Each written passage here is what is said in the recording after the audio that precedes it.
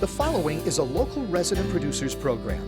The program content is the sole responsibility of the producer and does not necessarily reflect the views or policies of CATV2, Oshkosh Community Access Television, the City of Oshkosh, the Oshkosh Cable Television Advisory Commission, or Time Warner Cable.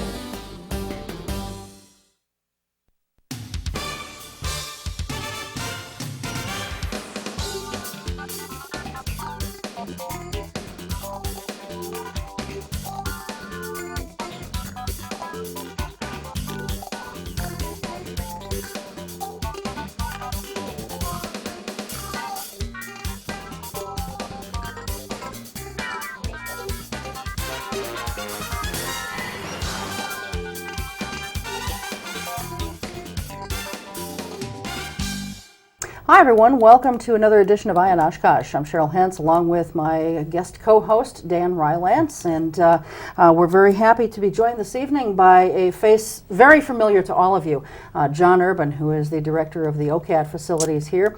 And Jon is here not to keep an eye on us tonight, but he wants to talk about the Cable Access Bill. It has a lot of different names, I think, but we'll just call it the Cable Access Bill. I think one of the official names is the Video Competition Act. It's also better known as AB 207, SB 107. So, but basically it puts this particular OCAT facility as well as other cable access facilities across the state in somewhat of jeopardy, and we want to talk about that issue tonight and what you as viewers of cable access can do to help. So with that being said, Jon, welcome and thanks very much for being here. Well, thanks for having me, and thank you for your support on this as well, because this is something, as you said, that will impact not only OCAT, but many PEG facilities. And PEG, we should probably spell that out. Sure. Public Educational Government Access Channels. Many PEG facilities throughout Wisconsin will obviously be impacted by this, since what they're really proposing doing, and just some history on this is, you know, let's just use Oshkosh, we have a franchise agreement with Time Warner Cable that was renewed most recently in 2001. It was a 15-year contractual agreement, and it spelled out all sorts of provisions of how Time Warner would use our public rights-of-way to provide their cable service to residents of Oshkosh. In return for that agreement, in return of that right of using the public rights-of-way, the city and consumers and citizens in Oshkosh receive certain compensation, both financially and in other forms, such as PEG channels. We of course have Channel 2, which is community programming, like that they're watching right now. We also have City Cable 10, which is government access programming. And at the same time, we also have Channel 66, which is the University of Wisconsin-Oshkosh's educational channel.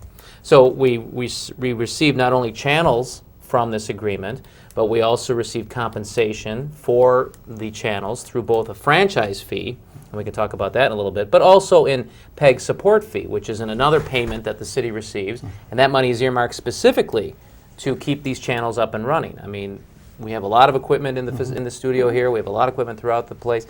Doesn't last forever. Things wear out, need to be replaced, and so forth, and that's where those funds come into play. So that's kind of how it all works and has worked traditionally. What this bill intends on doing is replacing all these individual franchise agreements that cities have with their charter cables or their Time Warners or whatever, with a sort of a one-size-fits-all state blanket process where providers would go to the state of Wisconsin, fill out an application to be what they now want to be called as video service providers, and then the provisions and all the various contractual obligations are uniform throughout the state.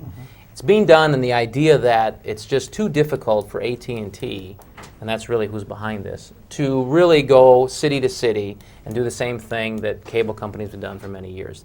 They clearly just don't want to do that. They would intend to instead just have one deal that they know that every city will be on the same level playing field, and they wouldn't have to go out and make any special deals and so forth. But they did try to get it in Milwaukee, and the city of Milwaukee filed suit against them.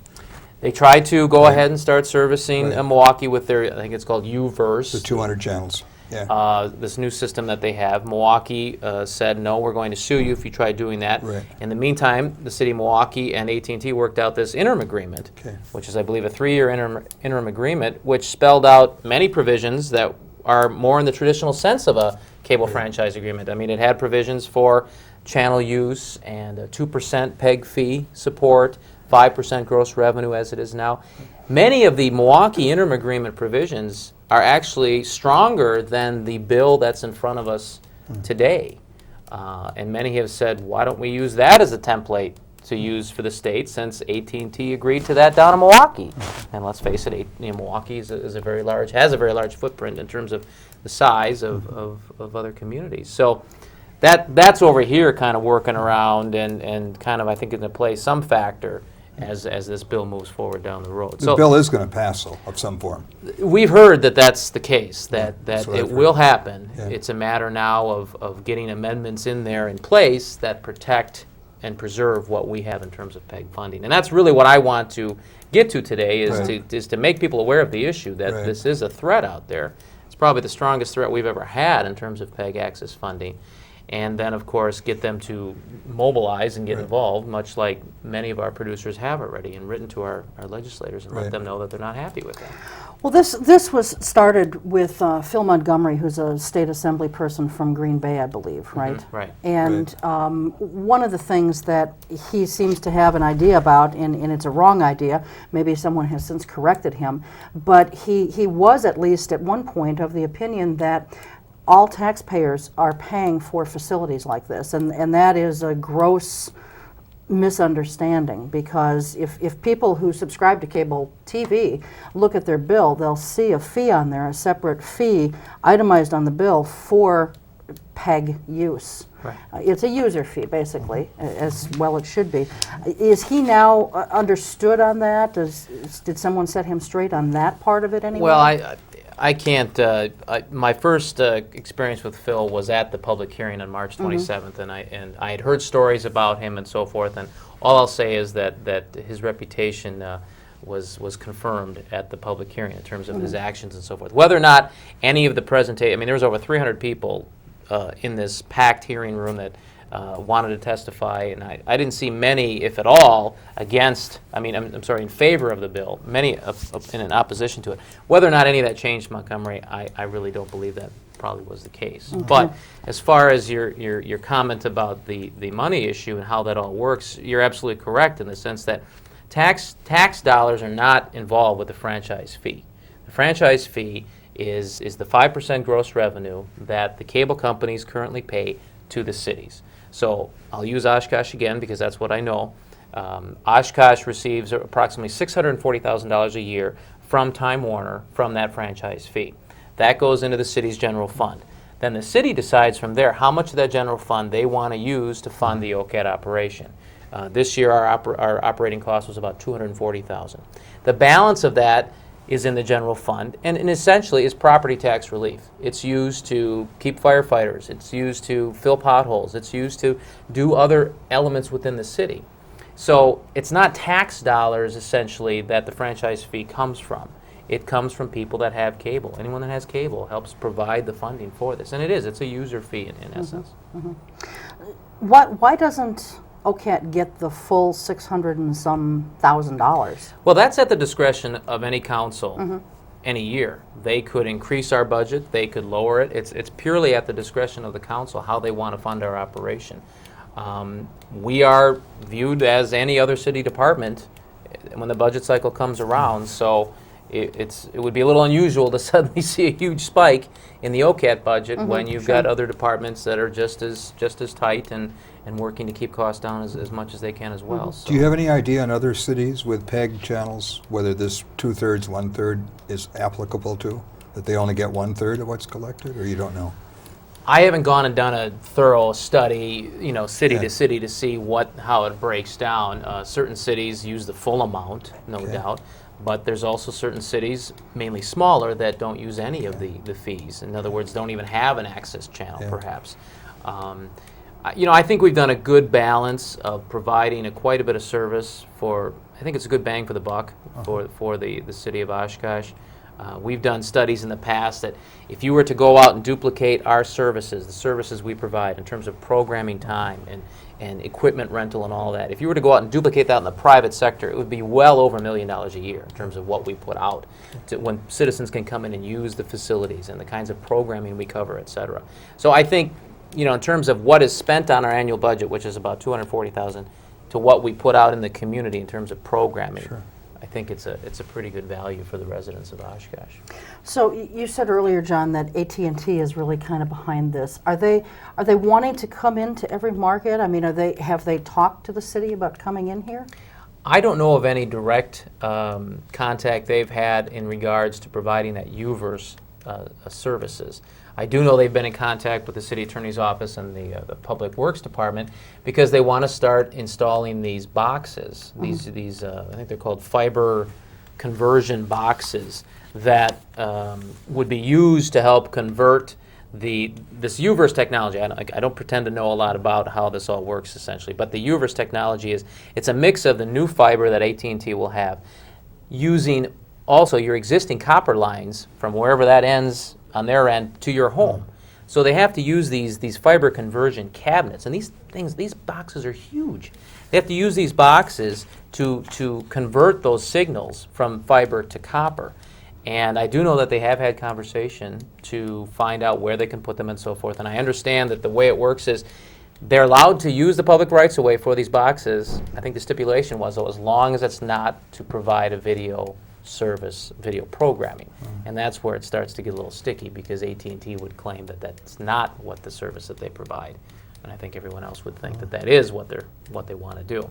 But just to give you an idea of these boxes, and I should say that this is not a foreign concept, this bill and what's happening. AT&T is going, is going state by state. Every legislator, some states faster than others, going through and trying to get the same legislation. It's practically a cookie-cutter template legislation that they're just simply slapping over. But this is one from City of Geneva. They are very much involved with this fight right now. Just to give you an idea of how big these boxes are, I believe they're, 43 inches wide, 63 inches high, and 21 inches deep. They've actually done some pictures of staff standing next to them to give people an idea of them. They're actually slightly taller than he is. They're putting. They even have on here. Geneva Building Commissioner Chuck is 5'7". This commissioner is 5'11", just to give an idea of scale and so forth. But these boxes are going to supposedly be placed throughout the city of Oshkosh in public rights-of-ways. And as far as a number of them, I've been told initially 36. Then I heard the other day it might be 50 to 70. And these things are not discrete. They're very, very large. But it's necessary for, I understand, AT&T to put that system out, to make it work. So that's another area I think we're going to get into as this continues to move forward. This hasn't really come out all that much yet in terms of these boxes, because in many communities, such as Geneva, Illinois, they're making a big deal out of it because they're getting it out there, and people are realizing, hey, I might not want that in my front yard. To have this service, so that's a consideration. So just to kind of be clear, it's not that AT&T necessarily wants to provide a cable access channel or channels. They want to be able to do what exactly? Well, they want to be able to have the entry into communities without having to go city by city with these franchise agreements and spend time supposedly on their end to negotiate these deals. I think any community will say we would love to have the competition, and it's been stated very openly before that no community would ever turn AT&T away if they wanted to come in and negotiate, as long as they play by the same rules as the other cable providers have done, meet the same requirements, be able to serve the entire area. Work with rights-of-way management issues. There's many areas. On the surface level, this might seem like a very simple issue, but there's a lot of issues related to a cable franchise agreement that AT&T would just as soon be exempt from having to deal with. Sure. PEG just happens to be one part of it, and certainly from my selfish perspective, a big reason of why I'm here today. But there's many areas within a cable franchise agreement, and that's an interesting twist too, why Time Warners and the charters, they're sitting very quietly on the sidelines right now, because if you were them, of course, you would like this bill to go through because you're going to be exempt then from many of the provisions you are now obligated to do, PEG funding being one of them. Sure. So you can see that's why the cable companies aren't exactly, putting up a big fight here. Right. Time Warner has not testified against the bill, right? Not that I'm aware of. Yeah. I think they're saying comments like we're taking a neutral stand and we're seeing how this all plays out and so forth. So we'll see what happens with the cable companies. But as a consumer, you know, competition, I like lower monthly bills. Who doesn't? And of the 11 states where this bill has been passed, cable rates have gone down about 11 or 12%. Well, see, now that's been disputed as well, Dan. Okay, because well, we have both sides. But you know, what I'm hearing you saying is, you know, we really don't want competition because it's going to screw up this 15-year exclusive contract we have with Time Warner. No, we would welcome competition. Bring them in as long as they So play they could have a franchise too? Absolutely. Oh, okay. This is not an exclusive franchise. Anyone can come into the city of Oshkosh and offer cable or video service. Yeah. That has never been an Yeah. exclusive But you don't want process. them in there with those big ugly boxes. Well, I don't, Yeah. but that's not. I mean, I think the state is certainly looking at this as an option. Okay. So, I mean, we want to make sure that people are aware of the issues that are involved here and competition. Who wouldn't want to save another dollar on their Yeah. cable bill? Yeah. So for the viewer at home then, John, if this were to pass, walk them through what they're going to see in the way of changes. What's going to be jeopardized? Well, there are several areas where this bill impacts the city of Oshkosh, and I've done the template here of things. And I should also state that this is all on our website, www.ocatonline.com. There's a lot of material, and it's hard to put this out in a very short period here. But there's several areas that really disturb us about this bill, specifically to PEG. One is they project, number one, the franchise fee definition has been watered down. The traditional franchise fee definition of revenue in terms of what a video service provider would pay to cities has excluded several key areas. And the projections on that is having those areas out, franchise fee revenue might be 20 to 30% less than what it is now. Using that figure, the city of Oshkosh would then in turn perhaps be $128,000 to $192,000 less per year in terms of what the revenue is.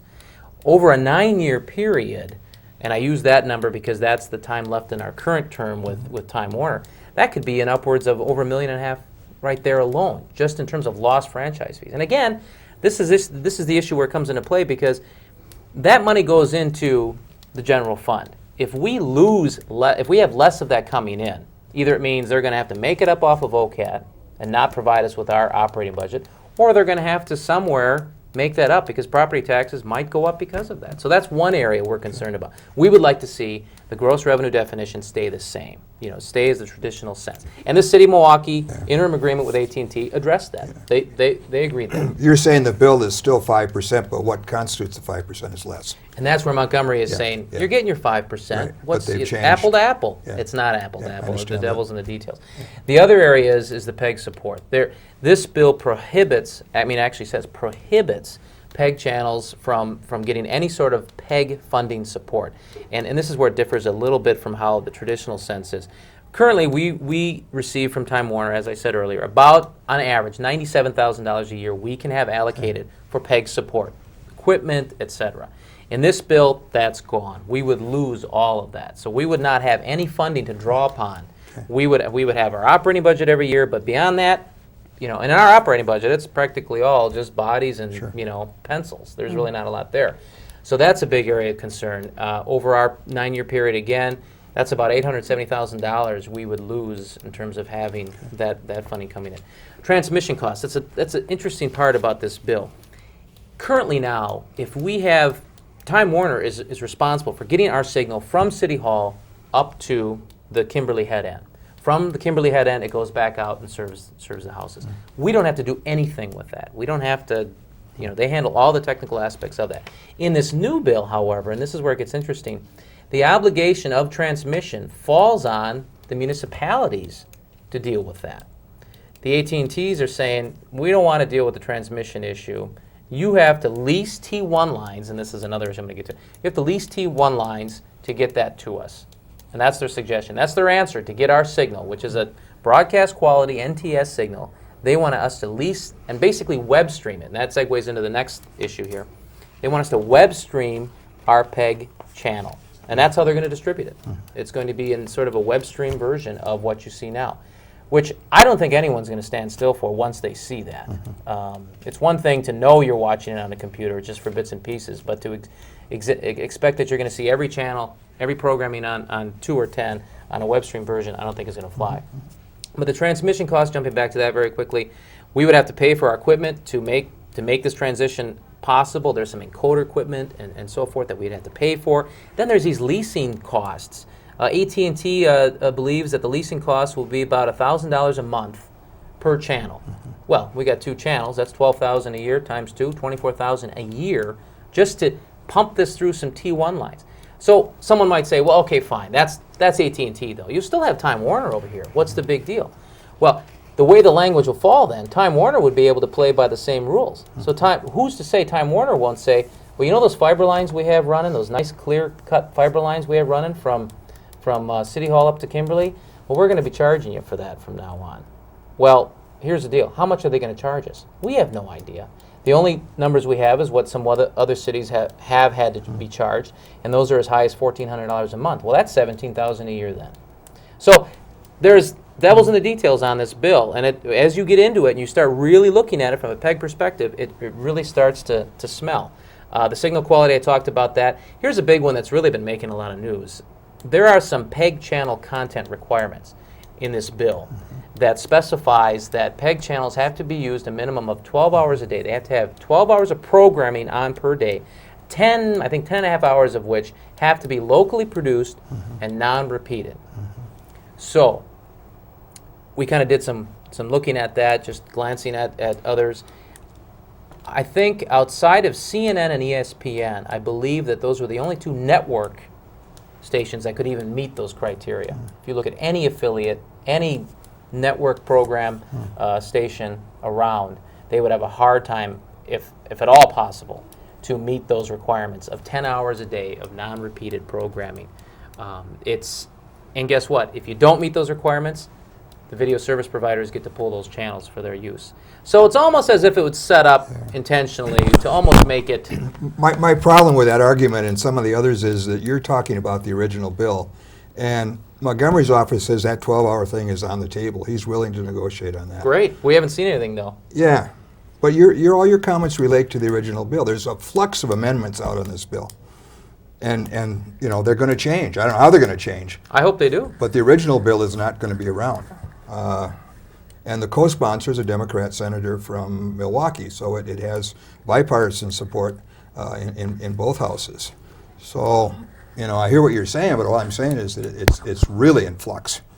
And the 12-hour thing, I was told by Montgomery staff 2 days ago that you know, they're willing to drop that out of the bill. It's not a big deal for them. And that's great news to hear. Yeah.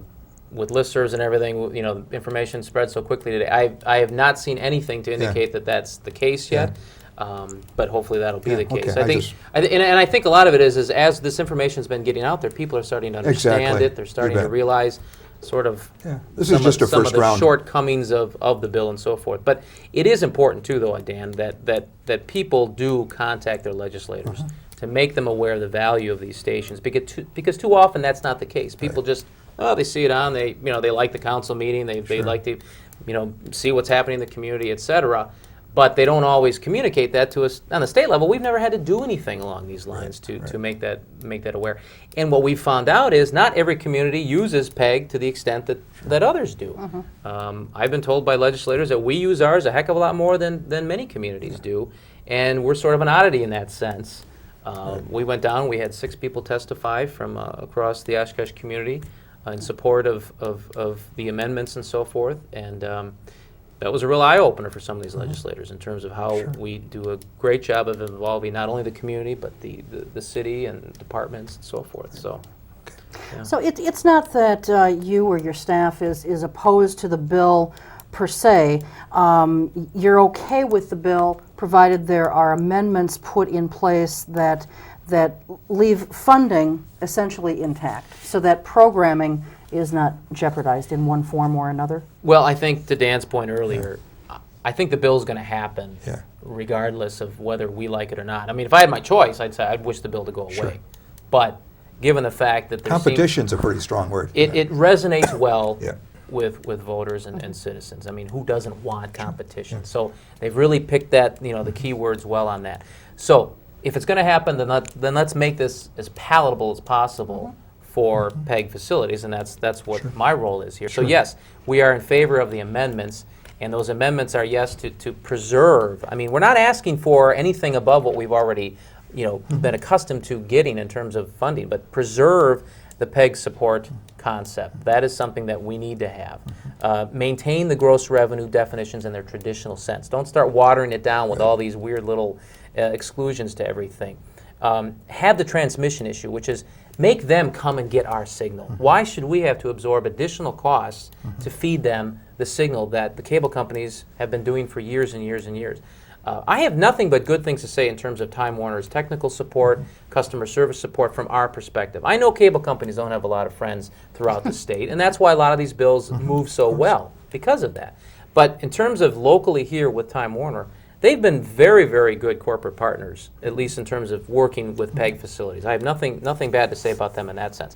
The signal quality amendment, we want that addressed. Okay. We really don't believe that sending this signal out in a web stream T1 line makes really any sense for anyone. I think it's a poor marketing move on their behalf. I don't think they realize how many people watch PEG channels, and to have that out there. If Time Warner has it with a broadcast quality signal, and you've got AT&T offering it in a web stream version, I think most people will go with the broadcast quality. And then finally, we just want people to be aware that PEG does play a major part in communities, and the legislators, I think, are hearing more about it. But we are encouraging people to go to the website. All this information's on there. Make your own decision. I'm happy to say that Gordon Hintz, our representative, based on the many of the input that he's received, the letters that we've gotten, he's actually now come out in support of the amendment, so that's a positive. I do know that we're meeting with Cheryl next week, Cheryl Rossler, to continue to work with her and educate her on these issues, and she has, in our communication, she's left the door open. I don't think she's against any of this. She's also said the bill certainly seems like it's going to happen, but let's work to get the amendments in that make it palatable for PEG. And at this point, that's what we're really trying to do. Okay, good. Well, so contact your legislators, and Gordon Hintz, by the way, is already planning on coming on this show in a couple of weeks, and this is one of the issues that he wants to address. So we'll be happy to talk to him about this. Any as well. timetable for people to write? I mean, what's the next round on this? Do you know? I was just told today that they could introduce this on the assembly floor as early as mid-April. So they really need to move quickly on this. And as I said, there's sample letters in terms of how to go about doing that on our website. You just click on it where it's a sample letter, and it has all the information right there. You can email them very easily. OCAT online. All right, we're going to take a very short break. When we come back, we're going to be talking about a very important history project that is about to be undertaken in Oshkosh. We'll be right back. Just escaped. I escaped. By foot? Run across a border. I couldn't practice my religion. I was put to work in forced labor camps. If I stay in Cambodia, I would have been dead by now. If you think differently, then you're an enemy. If you know how to read and write, you're dead. You speak your mind, you're dead. The only way to express what I wanted to do was to get out. I got to the country when I was about 14 years old. I was 20. I was 24. I came here with nothing. No money, no English. America stood for freedom, it stands for freedom, and that's what all my generation, young generation, wanted to be there. For the first time, I felt like I have a right to be on this earth. Here, you can do whatever you want to do. I love my life here. I feel at home. I'm free to do what I want. Freedom to me means my life.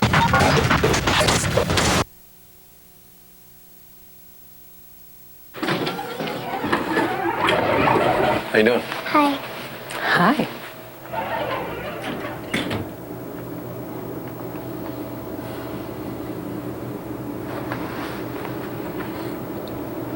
Have a nice day. You too. Thanks. If only child abuse were this easy to recognize. If you even suspect abuse, call 1-800-4-A-CHILD. All calls are anonymous and confidential. Trust your instincts. Poor nutrition today will increase Sarah's chances of anemia, add to her healthcare costs, sick days, even stunt her ability to learn.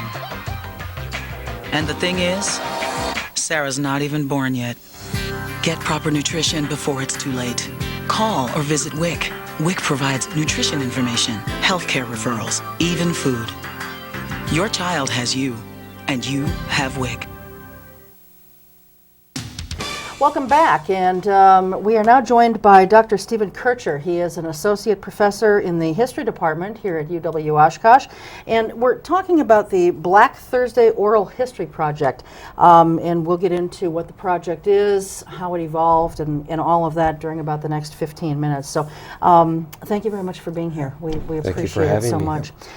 We certainly want to talk about the project and the timelines that you've got set, but let's just start with a brief kind of understanding of what Black Thursday is. It took place on November 21st, 1968, and what happened for viewers who don't know or who may not have even lived here at that time? Well, that's what we're trying to figure out. We have a few pieces to the puzzle, but we have a lot of work yet to do.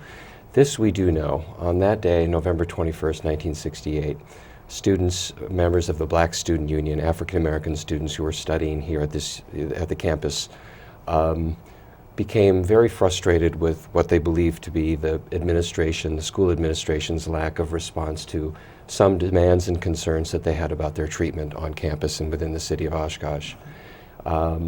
Because their frustration was building, they decided to take their protest in the manner of sit-in demonstrations and a lot of civil rights types of activism to the president's office on the morning of November 21st.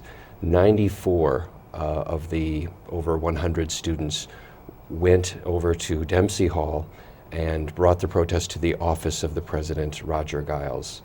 They demanded that the president recognize their list of demands, and when the president refused to sign the sheet of paper, some of the students began engaging in vandalism, overturning furniture, throwing file cabinets around, engaging in activity that brought some destruction to the office. As a result of that, police were called in from the city of Oshkosh and from neighboring communities as far as Green Bay and Green Lake. And the students were arrested and they were brought to several prisons within the area. How were things not hospitable to them back then? I mean, I think some of us have some idea probably, but in a university setting, what was kind of going on?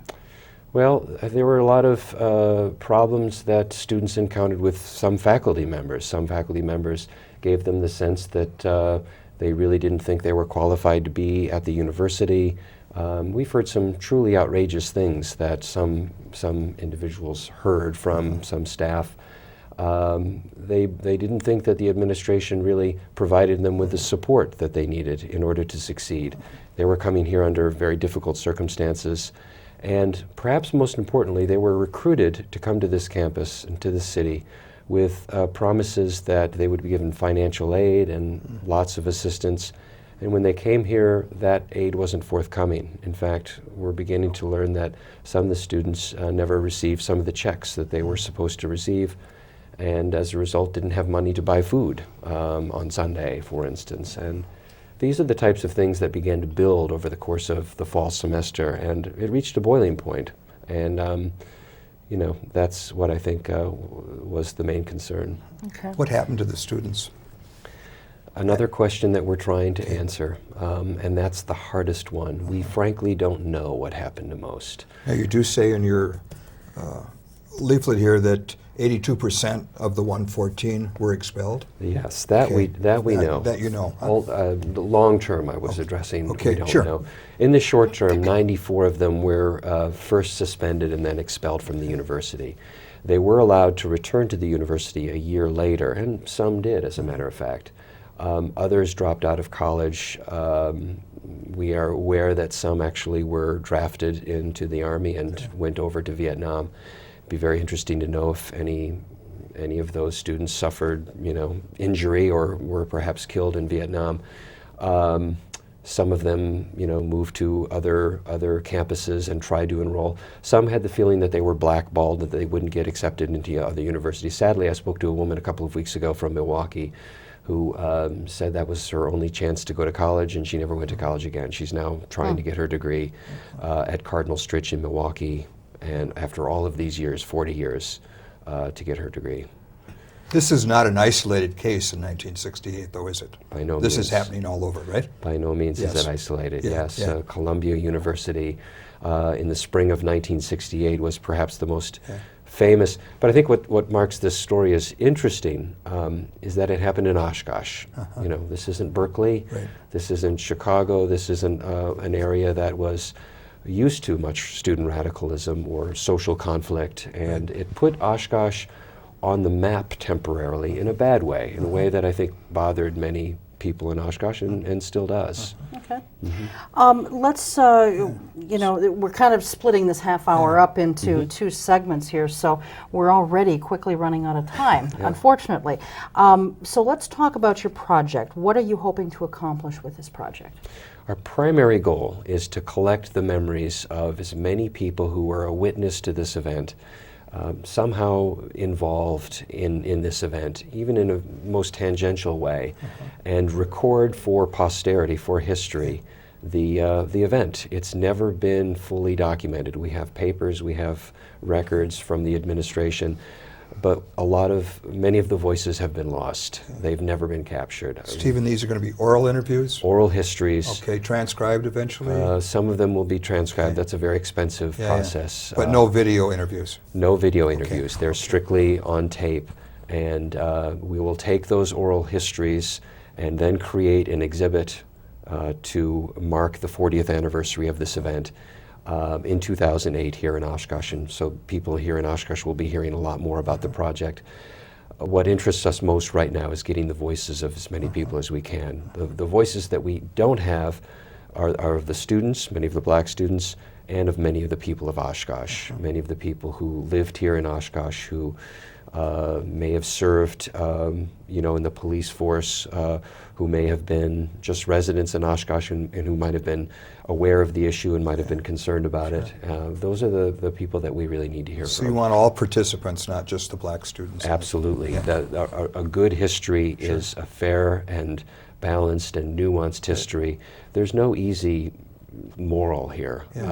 It's a complicated story, and it's about complicated human motives, and it's messy, and you know, it's about emotion and anger, and it's a complicated story, and yeah.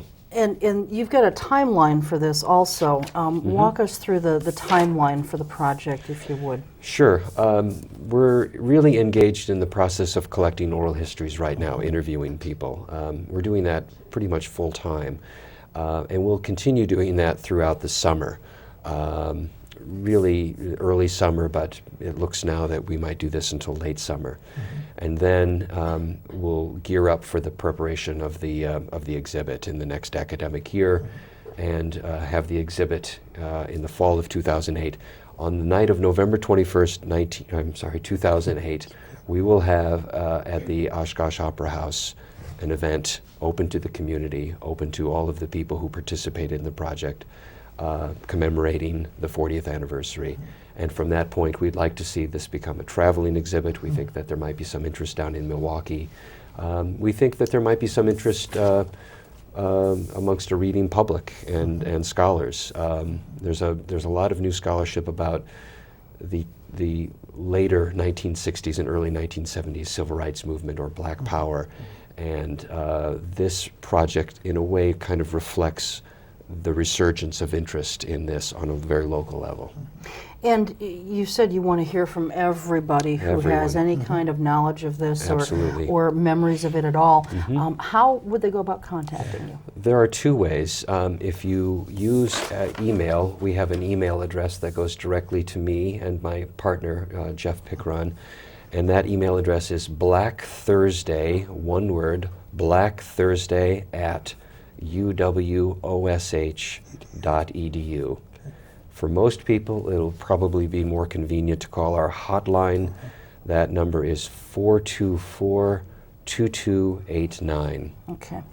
And I will be putting that information on our website. Good. People can also help financially with this also, can they not? But you're getting $10,000 from a grant, but Wisconsin Humanities Council, right, but there's more money that's needed, correct? Yes, we've applied to other grants for support, and we see this as a great opportunity for local businesses to support and to recognize their support for a project that really addresses the truth and really speaks to the community's awareness of the difficulty of diversity and the challenges of facing up to the past in order to be, in order to make a better future. Okay.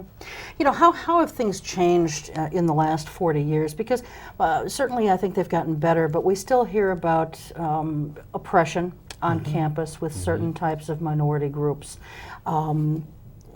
What can be done about those things? What efforts are you making? Well, I think this effort is part of an effort to engage a conversation about where we've come, how far we've come in 40 years. I think there are people who would say that in terms of the level of the number of African American students at the university, we haven't really come that far. In terms of the number of African American faculty who are serving at the university, we haven't come that far.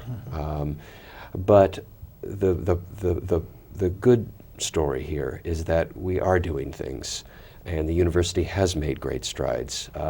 We do have an active recruitment program. We do have support staff. I think we can do better, and I think this history can underscore the need to do better. If there's one moral, or one lesson I think we can draw from this early on, again, we're very far from being complete, that is how important it is to support students on a campus in many ways, in the classroom, to have a supporting environment that allow these students to flower and take advantage of the opportunity of education that is so important to all students in the modern day. As the economy changes and as the imperative of higher education, encourages students to consider college seriously, we need to do everything that we can to make those opportunities available to an expanding base of students. Okay, good. Well, it sounds like a wonderful project, and certainly something well worthwhile for folks to get involved in if they have memories, if they want to make a donation, if they just want to partake in the final result. Absolutely. So thank you very much for being here and for your involvement in putting this all together. Like I said, it's a very worthwhile project. Again, Black Thursday at UW-Oshkosh.edu, or their hotline is 424-2289. We're going to take just a real short break. When we come back, we will be joined by two folks who are members of the Oshkosh Diversity Council, and they're going to be talking to us about diversity in Oshkosh here in 2007. We'll be right back.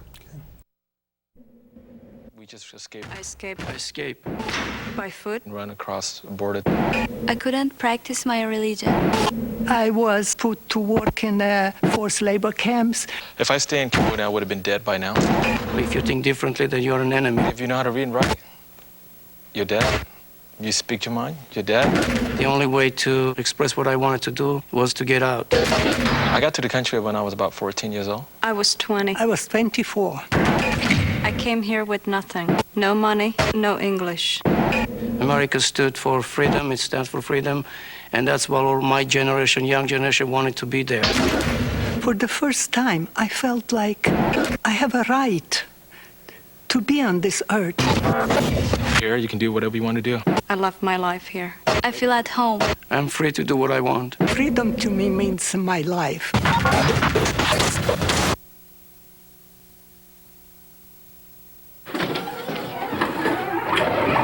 How you doing? Hi. Hi.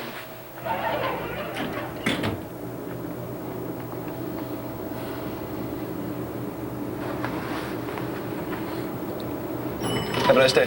You too. Thanks. If only child abuse were this easy to recognize. If you even suspect abuse, call 1-800-4-A-CHILD. All calls are anonymous and confidential. Trust your instincts. Poor nutrition today will increase Sarah's chances of anemia. Add to her healthcare costs, sick days, even stunt her ability to learn. And the thing is, Sarah's not even born yet. Get proper nutrition before it's too late. Call or visit WIC. WIC provides nutrition information, healthcare referrals, even food. Your child has you, and you have WIC. Hi, and welcome back to the third part of Eye on Oshkosh during this edition. And we're very pleased to be joined now by Mary Ann Offer. She's co-chair of the Oshkosh Diversity Council, and Jennifer Castillo. She is the director of the Women's Center at UW-Oshkosh, and they are both members of the Oshkosh Diversity Circle, which has sort of been springboarded from the Oshkosh Diversity Council. Do I have that right? You have that. All right, excellent. Thank you. I get an A for tonight. So exactly what is the difference between the Oshkosh Diversity Circle and the Oshkosh Diversity Council? Let's start there. That's good. The Oshkosh Diversity Council has been in existence for a few years. It's a group of people who are interested in issues of diversity in Oshkosh who meet once a month. It's usually the second Tuesday of the month. I have to say in April it's going to be the third Tuesday, but usually second Tuesday of the month, noontime at First Congregational Church. And we talk about issues of diversity. We have speakers come. This month we're hearing from Captain Scott Gruhl from the Oshkosh Police Department talking about what sorts of diversity issues they run into. We've learned about deaf culture, gender biases, Native American issues, a lot of different topics about any kinds of ways that people may experience diversity in the community. So that's the Diversity Council. Diversity Circles is it's a national movement. It was started by a group called Study Circles Research Center, and in Wisconsin it's very active in the Fox Cities, in Manitowoc. It has been in Fond du Lac, in Green Bay. UW Parkside is really reaching out to the Racine and Kenosha communities. And we heard about this here as it was active in these other communities, and people started asking through the Diversity Council, are we going to have diversity circles? The discussion got going, and Jennifer, who had some experience with diversity circles in North Carolina, showed up just at the right time, just as we were trying to find out, should we do this and what should we do? And her enthusiasm helped really spread this. So a group of us started to organize to find out what we needed to do. We're all volunteers. We have about 12 trained volunteer facilitators. And we meet with groups of people, small groups of people with 2 facilitators, to discuss through real dialogue issues of interest to the community relating to diversity. So we started scheduling them in the fall. We had 6 circles that met in the fall. We've just completed 1 circle that was meeting at Oshkosh North High School, and another circle is meeting currently at the community room and the police department. Groups 8 to 12 people, 2 facilitators, 4 times, 2 hours at a time. Okay. Well, I would imagine being the director of the Women's Center on campus, this is a major type of issue for you then, because women experience issues all the time related to diversity and discrimination and what have you. And this was really nice. We did the diversity. There's various programs that Study Circles has these guides for. Diversity is great because it does include everyone. It touches everyone's lives, and it does help bring awareness to gender issues because not everyone is aware that that also is included in the topic of diversity. And when we do talk about diversity, it really is, we've been sort of touching on here, it really is more than just people of different ethnicities. It's age, it's gender, it's sexual orientation, it's sometimes religion, it's a whole gamut of things, right? Exactly right. And that's what's so beautiful about it. Diversity circles have been described as being like kitchen table conversations. So people get together and they work with a curriculum that the facilitators present that's called Toward a More Perfect Union in an Age of Diversity. a busy citizen's guide. And people talk about things that they know. They're not reading and learning something from a book. They're learning from each other and from themselves. So they learn to think about, how do I really feel about this topic, and learn some ways to really listen to other people. One of the things that we do as facilitators is just give people some tools, some ground rules for, this is how you really honor what somebody else has to say. And we remind people that it's really okay to have a little bit of silence between what somebody else said and what you said, so that you can think about it after they speak, not formulate what you want to say while they're talking, saying something that's really important. Okay. It's really helpful for communication, and I think what it does is it gives people from the community who may never have met each other before reason to talk to each other as neighbors. And the funny thing is that people will say, boy, you put me in a circle with people I never would have met. And then you run into them 2 months later and they say, I can't believe how often I run into the people from my diversity circle. I must have been passing these people all the time, these wonderful, interesting people who were so willing to share with me, and I just didn't even acknowledge them before. And I think we all see that. You know, you meet somebody new and then you run into them all the time. How come I didn't know that person ever before? Somebody who's that special. The curriculum starts with looking at ourselves as individuals and our own personal history, and you share what traditions have come forward in your family, maybe through your ethnic traditions, to make you who you are. That's one session. The next session focuses on how we connect in the community. Who do you connect with? How do you connect with them? What do you bring to your connections, and why do you connect with those? Then we look in the next session at how the community connects. What are the connections? How does the community work together? We start identifying ways that there are maybe some barriers that people don't intend, but they're there. And the fourth session, people really review that and really brainstorm ideas. How can we break down some of those barriers? What can we do to bring better communication? How do you identify a group to have a circle? I mean, do you go for, like, you said you're at the police department, is that what you said? We're meeting at the You're police meeting. department, right. Now, we've been interviewing candidates for school board and council. For, you know, you should have a circle with the new common council when they organize on April 17th, because those 4 themes that you talked about, quite honestly, are, in a very real sense, some of the issues that were discussed on this show for the past month and a half. It's true. Yeah. But wouldn't it be interesting if they were talking about them with some of their constituents? Yes. Right. You know, the mix could be very good. Yeah.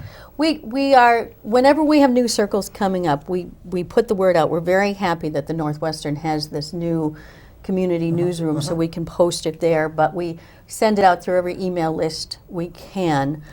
We are flying by the seat of our pants, really. The One Oshkosh Human Relations Network paid for our facilitators to get trained, but otherwise we depend on a lot of goodwill and word of mouth. Is it free? It's free. Yes. Oh, but then there's a booklet that goes with it? There is a booklet. Okay. It gets photocopied. We've had some help from the school district with some of that, and some other donations in that way.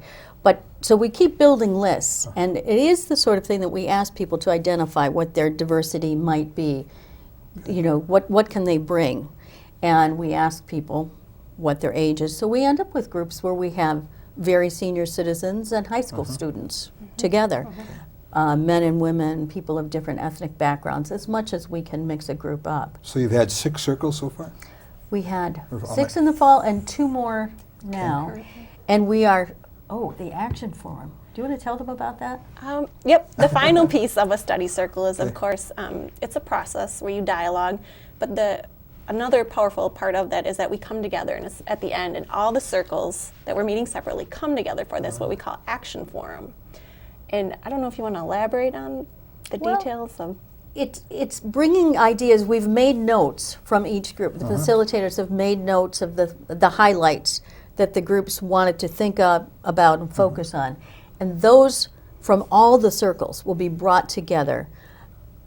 Other people in the community will be invited to come to this, and everyone who participated in the circles. And could you identify two or three themes that sort of are representative of Oshkosh, having these 6 or 7? Is that possible? I think one theme from my circle was communication, or the lack of communication, what's going on in the community. That's one theme that came up in the circle that I facilitated. people feeling that they don't know their neighbors as well as people used to know their neighbors when they were younger. The times were a little slower. People took the time to get to know one another. Things were a little calmer and less violent back then, too. You talked about different, I'm not sure what the word was that you used, Mary Ann. I'll call it phases for lack of a better word. Can someone join a circle at any time, or do they have to kind of go through each phase from start to finish? I'm glad you asked that. We really try to encourage people to go to all four. Because the group really bonds. There is a certain, it's almost like a family, you know, when you have those inside jokes and then someone comes in new, you know, the first in-law comes in and they don't get why everybody thinks something is funny, or everybody takes a breath, you know, it's that shared experience. And it's amazing how each week builds and the people really form very strong bonds. And again, about how many people are in each circle? 8 to 12. 8 to 12. And that's a relatively good number. It You know, is. some people get freaked out if it's just one-on-one, and others get more freaked out if it's a big group. And so that's a very nice, comfortable group, I think. Absolutely. And we always have refreshments. Do you meet in one place, or do you meet wherever the... The groups have met, usually the group meets continuously in the same place at the same time. So Monday nights at 8:30 at Oshkosh North or something like that. We've met at the public library, at Merrill Middle School, at the Women's Center at the university, at the Multicultural Education Center, the police department in the community room, and at North. I feel like I'm missing one. So we've been getting out and around. We do we know for sure we're at the Boys and Girls Club for our action forum, and it's on May 31st. So it's we'll right be across the street from my house. Well, to join us, see what it should be very interesting. It'll be that evening, and we're just working out the details. In fact, we're heading over there after this tonight to talk with them some more. This is a new thing for me. I think this is kind of neat. It is. It is. And your Very next powerful. group of circles then will be starting when? Well, Jennifer is going to be introducing the poverty curriculum, and we're working out the dates on that. That should be starting sometime in May, and then we will have some more diversity circles during the summer. We're hoping to really do some neighborhood emphasis there, try to get people to know each other better. That's a really good idea. Right. Excellent, excellent. Well, we're going to be getting information from them via email. We'll be on their list, and we'll be putting it on our website as well. And you know, so thank you very much, both of you, for being here. It's amazing how fast 15 minutes goes, but it's over. Yes, great. But thanks to all of you, and thanks to you at home as well. We'll see you next time. Until then, take good care and keep your eye on us. We've got our eye on Oshkosh. Nice meeting both of you.